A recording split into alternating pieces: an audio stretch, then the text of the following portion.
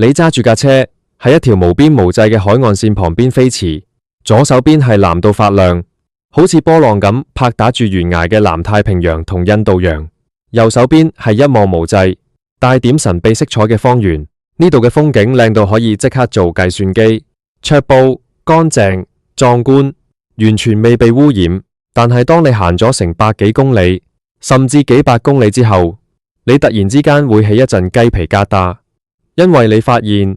呢度除咗條路之外，竟然一間屋都冇，一盞路燈都冇，更加唔好話便利店或者油站。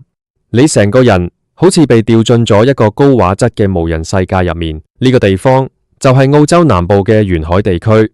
特別係大澳洲灣一帶，包括好出名嘅納拉伯平原沿岸。好多人睇到地圖或者旅遊相片，都會問一個問題：全世界咁多地方因為人多擠迫而要填海，點解澳洲南部沿海明明咁靚、咁長、咁大片土地，但係竟然會冇人住嘅？到底呢度隱藏住啲乜嘢不為人知嘅地理秘密，定係有啲咩生存限制，令到人類由古到今都冇辦法喺呢度落地生根？今日我同大家一齊拆解呢個美麗荒野背後嘅真相。要明白呢個問題，我哋首先要對澳洲嘅整個人口分布有一個概念。澳洲嘅國土面積大約係769萬平方公里，喺全世界排第6，但係佢嘅總人口去到2026年都只係得大約2700萬人左右。最奇特嘅係呢2700萬人入面，有超過90%嘅人係縮咗喺東南沿海嘅雪梨、墨爾本、布里斯本同埋西南面嘅白斯。中間同南部大片嘅沿海地區基本上係一個巨大嘅真空狀態。好多人直覺會覺得只要靠近海邊，生活就一定唔會差得去邊。有海風吹住，交通又方便，大可以起個海邊小鎮，發展下旅遊業或者捕魚業。但係澳洲南部沿海用最殘酷嘅現實話俾我哋聽，近海並不代表你有水用。生存最基本嘅條件係乜嘢？係淡水。冇嘢食，人類可以撐到幾跨星期，但係冇水飲，3日就拜拜。澳洲南部沿海最致命嘅問題就係極度缺乏穩定嘅淡水資源。你可能會話，前面就係太平洋同印度洋，點會冇水？但係海水係唔飲得嘅。而喺陸地上呢一帶沿海地區嘅後面，就係大名鼎鼎嘅納拉伯平原。Nullarbor 呢個字喺拉丁文入面嘅意思就係沒有樹木。呢個平原係世界上最大嘅單一石灰岩基岩，面積達到20萬平方公里。石灰岩呢種地質有一個好大嘅特點，就係佢好似一塊巨大嘅海綿咁。雖然呢個區域一年嘅降雨量非常少，通常只有大約200毫米到300毫米左右，但係最慘嘅係，就算難得落一場雨，啲雨水一掂到地面，就會即刻順住石灰岩嘅裂縫溶洞滲透晒落去地底，形成地下暗河或者深層嘅地下水。表面上地面係一滴水都留唔住，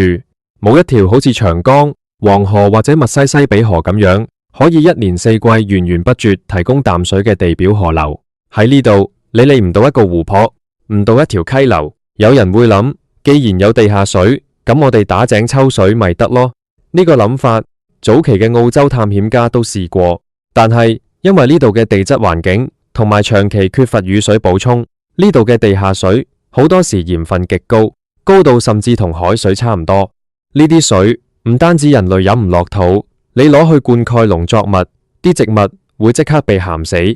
你攞去俾牛羊飲，連動物都頂唔順。喺缺乏地表淡水、地下水又唔可以用嘅情況下，想要喺度建立一個可以維持幾千人甚至幾萬人生活嘅城鎮，簡直係天方夜譚。除咗水資源之外，第二個將人類拒之門外嘅原因係呢度嘅極端氣候。唔好被旅遊相片入面風和日麗嘅藍天白雲騙到。澳洲南部沿海嘅天氣用脾氣暴躁來形容就最貼切。呢個區域直接面對住廣闊嘅南冰洋，完全冇任何島嶼或者山脈阻擋。南冰洋吹過嚟嘅風係世界上最猛烈嘅風之一。喺冬天或者季節交替嘅時候，呢度會經常遭到強烈嘅溫帶氣旋襲擊，狂風夾雜住巨浪，直接拍打喺高達幾十米甚至200米嘅懸崖峭壁上。你可以想象一下，如果你喺呢度起咗間海景屋，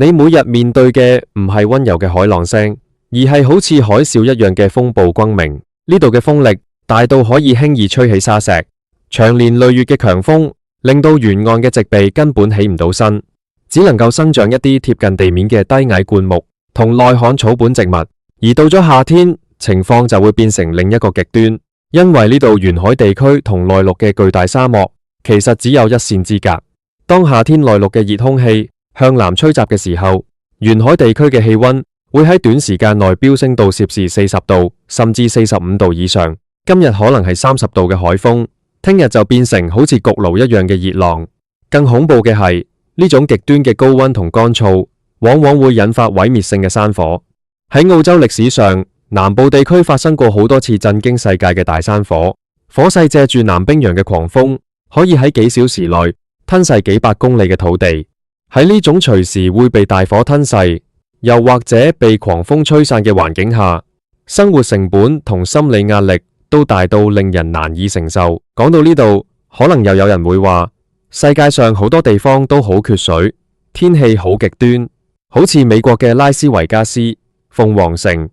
佢哋都係起喺沙漠入面，點解人哋可以發展成8萬人口嘅大城市，但係澳洲南部沿海就唔得呢？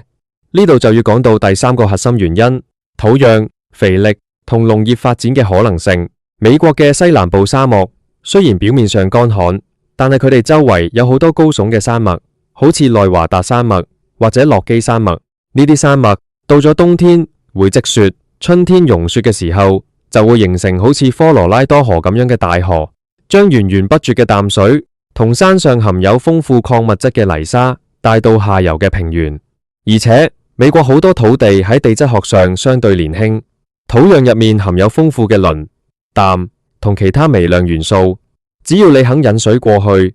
呢啲沙漠馬上就可以變成高產量嘅農田。但係澳洲嘅情況完全相反，澳洲係世界上最古老、地質最穩定嘅大陸。乜嘢叫地質穩定？意思就是佢已經好耐冇經歷過大規模嘅火山爆發或者地殼板塊運動。火山爆發雖然危險，但係佢帶出嚟嘅火山灰係世界上最肥沃嘅土壤來源。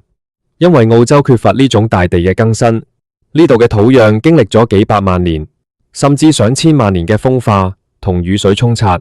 入面所有對植物生長有用嘅養分，晨早已經被洗得乾乾淨淨。納拉伯平原以及南部沿岸嘅石灰岩土壤唔單止非常薄，而且缺乏有機物。酸鹼度又偏向強鹼性，呢種土壤極度缺乏磷同硫，好難種植任何具有商業價值的農作物。小麥種唔到，蔬菜種唔到，甚至連普通嘅牧草都生得好稀疏。喺現代農業技術出現之前，呢度根本養唔活大量嘅人口。就算到咗現代，你想喺度搞農業，你所需要投入嘅肥料、改良劑同埋長途跋涉運過嚟嘅淡水成本，會遠遠超過你賣出農作物賺到嘅錢，經濟上完全行不通，自然就冇人願意嚟投資同定居。歷史嘅發展同早期殖民者嘅選擇，更加係定死咗呢個地區命運嘅最後一根稻草。我哋將時間倒流返去1788年，當時英國嘅第一艦隊帶住第一批囚犯同殖民者嚟到澳洲。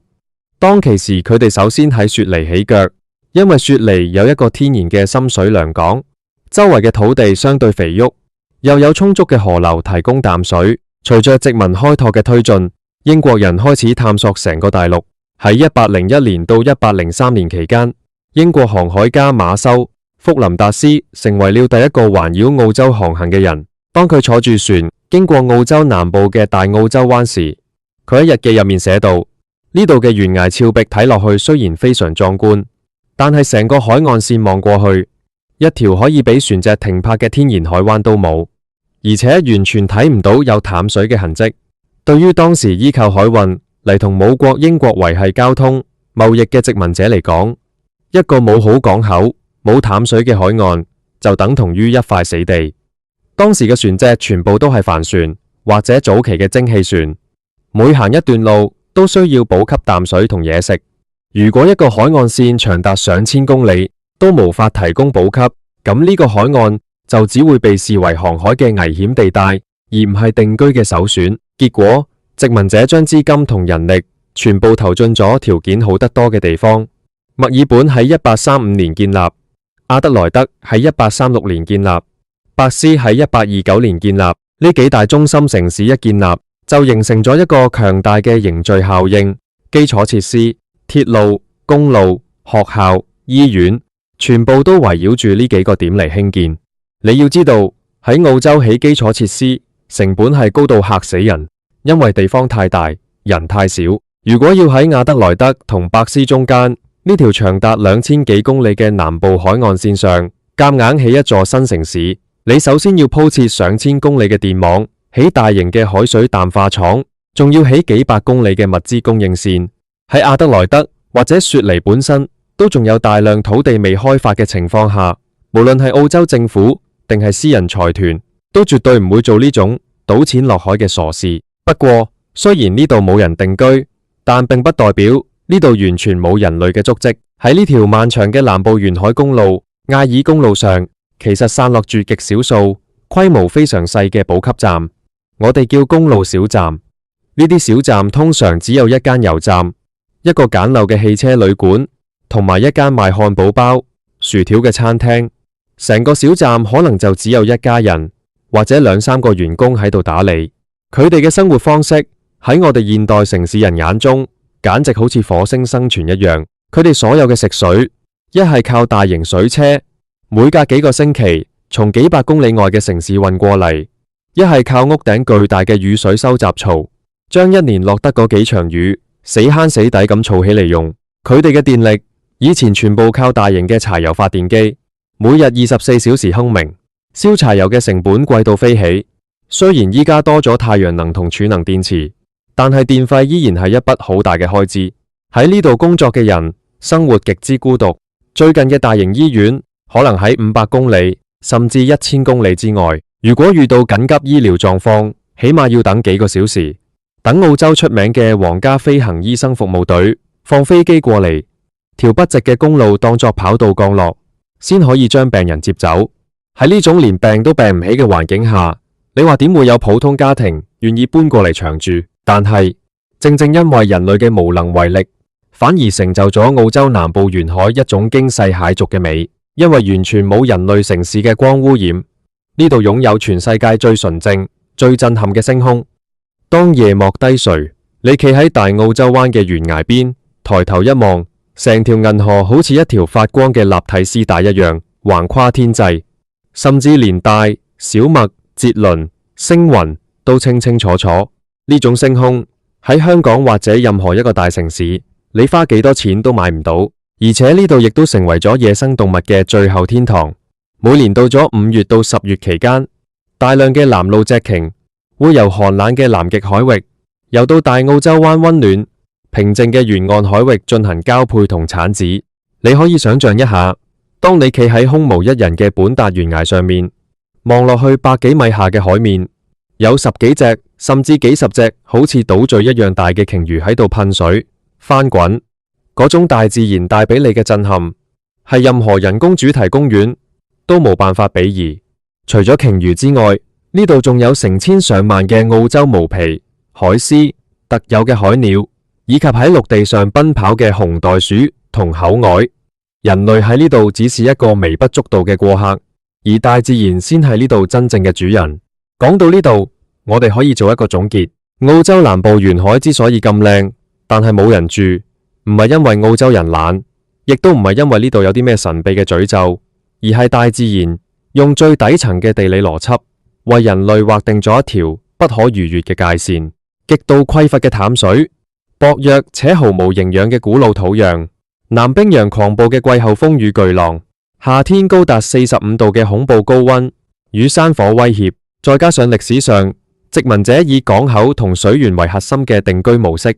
所有呢啲因素交織埋一齊，共同打造咗呢個世界上最大嘅沿海無人區。近海不等於富有，美麗不等於宜居。好多時候，我們總覺得人類可以用科技去征服一切，去改變自然。但係澳洲南部沿岸用佢2000幾公里嘅空曠話俾我哋聽，面對大自然嘅威嚴，學識保持距離，學識尊重同敬畏，放手讓美麗嘅荒野保持佢最原始嘅面貌，